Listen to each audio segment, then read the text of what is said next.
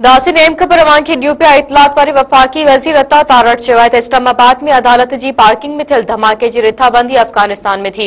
मरकज़ी जवाबदार साजिदुल्ला उर्फ़ शीना तहरीक तालिबान जो कारकुन रहियो आहे। इस्लामाबाद में प्रेस कॉन्फ्रेंस कंदे वफ़ाक़ी वज़ीर अता तारड़ चयो त साजिदुल्ला अफ़गानिस्तान अंदर मुख़्तलिफ़ ट्रेनिंग कैंपस में दहशतगर्दी की तरबियत हासिल कई। दहशतगर्दन जो निशानो रावलपिंडी इस्लामाबाद हो। दहशतगर्दन वॾो नुक़सान करण पे चाहियो, जंहिंमें नाकाम थिया। शुक्र आहे असां वॾे नुक़सान खां बची वियासीं। वफ़ाक़ी वज़ीर अता तारड़ चयो त जवाबदार साजिदुल्ला उर्फ़ शीना आपघाती हमले आवरन सां गॾु ख़ुदकश जैकेट खणी आयो। साजिदुल्ला ऐं दादुल्ला ऐप ज़रिए हिक ॿिए सां राब्ते में हुआ। ॿिन्हिनि गॾिजी हमले जी रिथाबंदी कई। दादुल्ला हिन वक़्तु अफ़गानिस्तान में मौजूद आहे। हिन चयो त आपघाती हमले खां पोइ 48 कलाकनि अंदरि 4 दहशतगर्दनि खे गिरफ़्तार कयो वियो। गिरफ़्तार दहशतगर्द कंहिं न कंहिं सूरत में धमाके में मुलविस हुआ।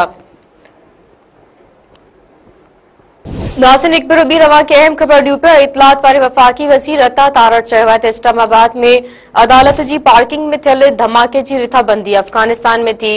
मरकज़ी जवाबदार साजिदुल्ला उर्फ़ शीना तहरीक तालिबान जो कारकुन रहियो आहे।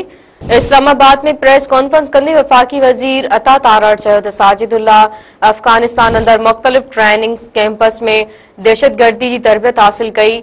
दहशतगर्दन जो निशानो रावलपिंडी ऐं इस्लामाबाद हो।